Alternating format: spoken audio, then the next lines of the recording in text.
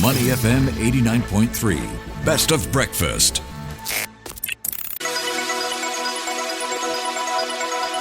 The U.S. Market Update with Money FM 89.3. That's right. Good morning and welcome to the U.S. Market Update with me, Emaad, Akhtar. The S&P 500 has fallen for a fourth day, and the Nasdaq posted back-to-back losses as tech names slid on Wednesday. So the S&P 500 and Nasdaq dipping, pressured by a broad decline in tech. Investors also weighing mixed retail earnings results and the Fed's latest meeting minutes release. The broad market index slipped 0.24% to close at 6,396, while the tech-heavy Nasdaq lost 0.67% and settled at 21,173. Wednesday marked a fourth day of losses for the S&P 500 and a second negative session for the Nasdaq. The Dow Jones Industrial Average was the outlier, adding 16 points or 0.04%, just a marginal increase to settle at 44,938. NVIDIA ended the session marginally lower, while AMD and Broadcom each lost around 1%. Shares of Palantir also declined about 1%, and Intel dropped about 7%. Meanwhile, mega-cap tech companies Apple, Amazon, Alphabet, and Meta Platforms also declined. To help us deconstruct what's happening in the market, we've got on the line now Ben Emons. He's the Chief Investment Officer at FedWatch Advisors. Ben, thanks for joining us on the show again. Good morning, Emaad. Good to be on. Yeah, great to have you on. So market sliding for a fourth day running. What's going on here? Is this a case of profit taking by investors, or is a deeper concern that we are not seeing? No, I don't think it's profit taking. You know, there was some research out about AI in terms of its investments and that what was happening, how much of spending was happening, and some sort of like maybe question marks about the let's say the longevity of all that spending versus what actually then has to happen in terms of investment and profitability.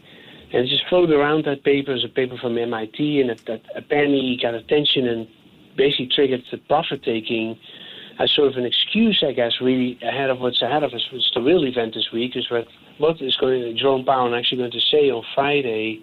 So there's some anxiety about that too, because it's not clear if actually we'll take a particular position on Fed policy, yes or no, given where we are currently today, especially in light of the latest developments around the Federal Reserve, as you may have seen with this news about Lisa Cook, right, tangled up with the administration. We'll get into Fed Chair Powell's speech on Friday in just a bit, but just want to touch a little bit more on the decline in tech stocks. Is this a sign of, again, too much reliance on big tech, an inconsistent trajectory? Perhaps we can use Palantir as a point of reference to represent the unreliability of big tech's recent performance. So Wednesday marked their sixth straight day of heavy selling, sinking their shares further into correction territory. That was the longest such streak for the company since April 2024. They've also dropped out of the 20 most valuable U.S. companies ranking, which is a milestone they achieved just last month.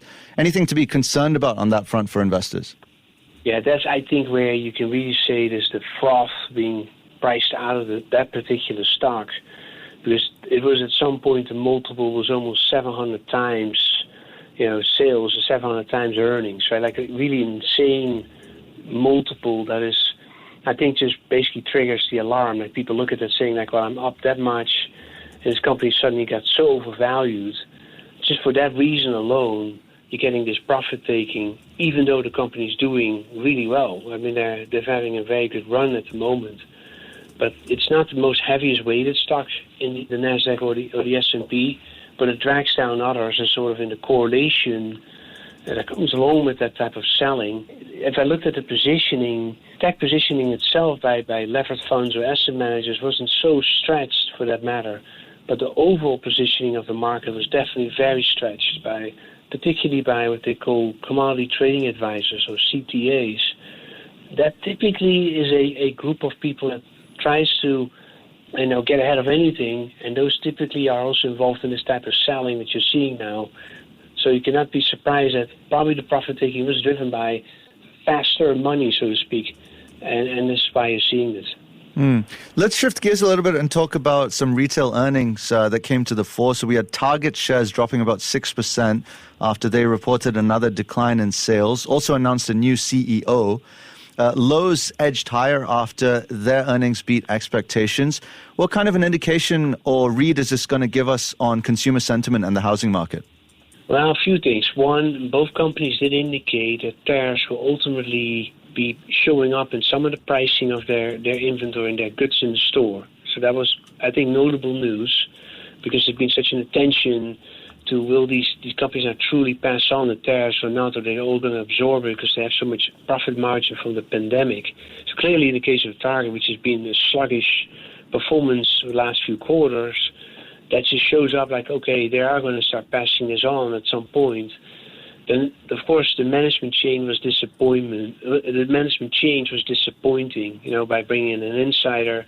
Markets looked at it as not a very strong change in terms of what was otherwise seen as weak management at Target. So it's kind of specific to the company.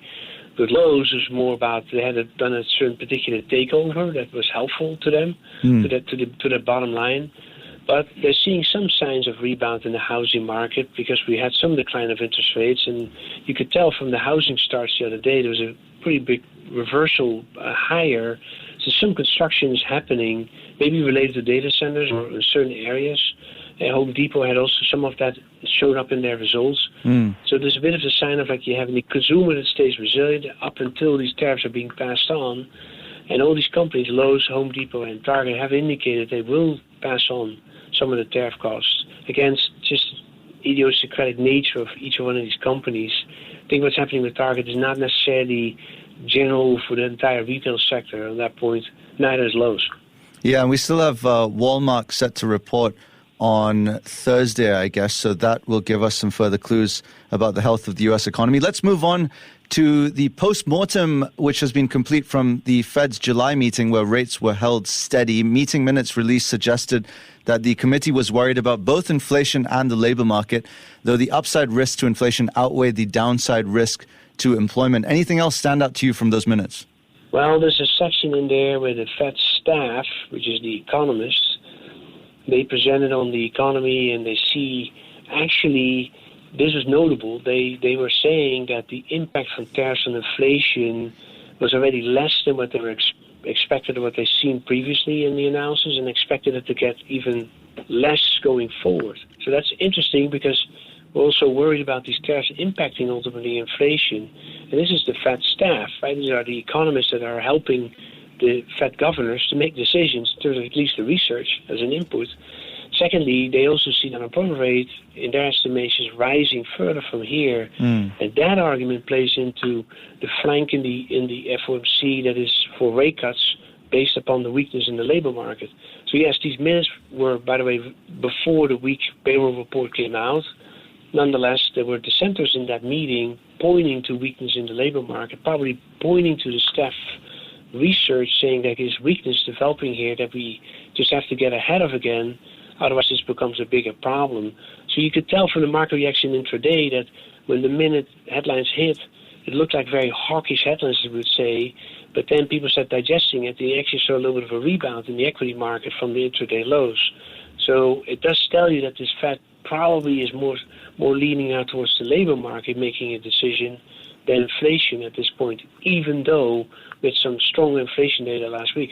Well, the Fed funds futures are pricing in a nearly 85% likelihood of the central bank cutting rates at its next policy gathering in September. I suspect we'll get more clues on that come Friday when Fed Chair Jerome Powell speaks at the Jackson Hole Economic Symposium. You mentioned a bit of uncertainty on that front. Could you explain why? Well, the speech has been used before to signal policy. Bernanke's done it in the past, and Jerome Powell's done that too, and even Mario Draghi, who spoke, has used this symposium too to, at a critical point in time, signal future policy. So we're once again at a critical point in time because we now know what the tariffs are. The economy slowed down. We deal with inflation, but we also deal with this risk that's developing in the labor market, right? That the unemployment rate could potentially move up higher quicker. And so Powell will have to address all these issues now in that speech, at least in the start of it. As he then goes on to this whole labor transition discussion, my take is that he will not do what he did in 2022, which was really a short speech and very focused on bringing inflation down, and people took that as a very bad speech. But there is a lot of attention to what he will say about inflation relative to unemployment, like you're seeing in the minutes play out today. What is his stance there really? But given the political attention to this, right, because there's so much pressure building on it, there was an anticipation in the market initially that he would be sounding more favorable to, okay, there's labor problems, so therefore we should cut rates.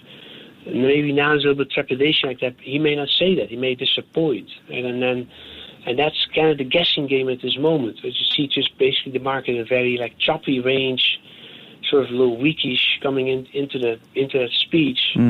Probably anticipating it will not be as dovish, but it's sort of binary. So we'll see what happens. Yeah, we'll see what happens. And I think some analysts are also expecting him to double down on the need for the Fed to retain its independence from the executive branch. But that will transpire on Friday, and we'll keep our eyes peeled for that one. Ben Emons is the Chief Investment Officer at FedWatch Advisors. Ben, thank you so much for your time as always. Thank you very much, Emaad. Thank you very much. All right, have a good day. Stay with the Money FM 89.3. Before acting on the information on Money FM, please consider if it's suitable for your own investment objectives, financial situation, and risk tolerance.